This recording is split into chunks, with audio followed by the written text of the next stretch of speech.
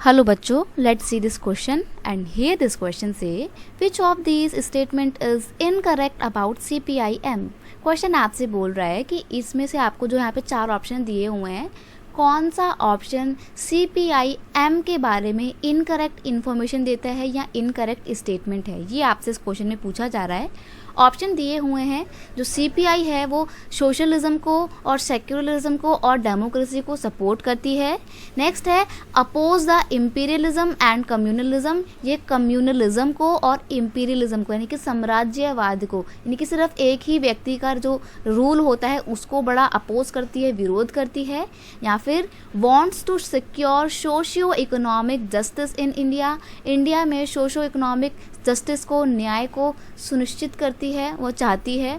या फिर draw inspiration from the teaching of Sahu Maharaj और महात्मा फूले, यानी कि ये वो पॉलिटिकल पार्टी है जिसने इसने इंस्पिरेशन ली है किससे, साहू महाराज से या फिर महात्मा फूले से। तो यहाँ पर आपका ऑप्शन 4 ही बिल्कुल गलत है। ऐसा इसलिए कि जो CPI है ना, यानी कि कम्युनिस्ट पार्टी ऑफ इंडिया, मार्क्सवाद या मार्क्सिज्म, ये इस पॉलिटिकल पार्टी ने इंस्पिरेशन ली है रशियन रेवोल्यूशन से।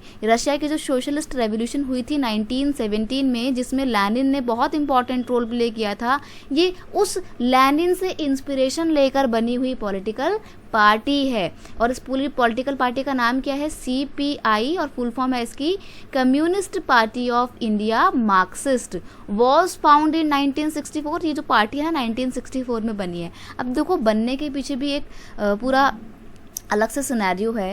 ये जो पहले CPI पार्टी थी ना, कम्युनिस्ट पार्टी ऑफ इंडिया, बेटा ये अपने आप में एक अलग पॉलिटिकल पार्टी हुआ करती थी।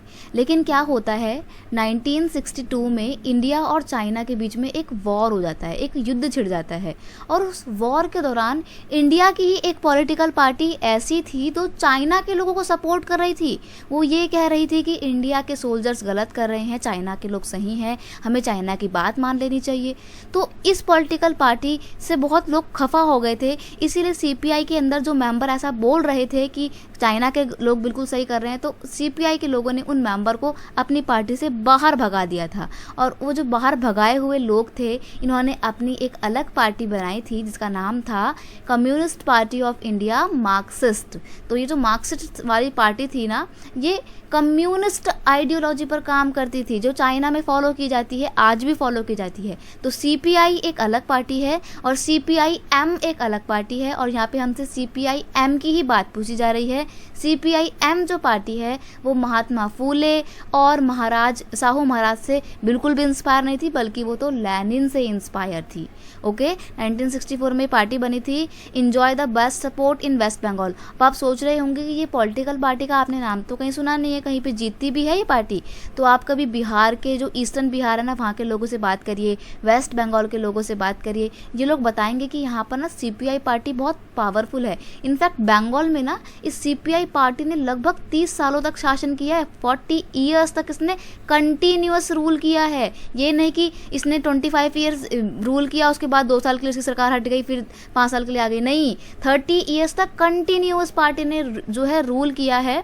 तो ये जो पॉलिटिकल पार्टी है वेस्ट बंगाल में, केरला में, त्रिपुरा में बहुत ज़्यादा फेमस पार्टी है। और इस पार्टी को ज़्यादातर कौन से लोग सपोर्ट करते हैं, जो पुअर फैक्ट्री वर्कर्स होते हैं, मजदूर लोग जो होते हैं, जो फार्मर्स होते हैं या एग्रीकल्चरल लेबर होते हैं, ये लोग इसको ज़्यादा सपोर्ट करते हैं। क्योंकि ये जो पॉलिटिकल पार्टी है ना, ये क्लास डिवीजन पे बहुत जोर देती है। ये बोलती है कि सोसाइटी में जो अमीर लोग बहुत अमीर होते जा रहे हैं और गरीब लोग जो बहुत गरीब होते जा रहे हैं, ऐसा नहीं होना चाहिए। इनकम का इक्वल डिस्ट्रीब्यूशन होना चाहिए, मतलब इकोनॉमिक इक्वालिटी पे बहुत ज़्यादा विश्वास करती है।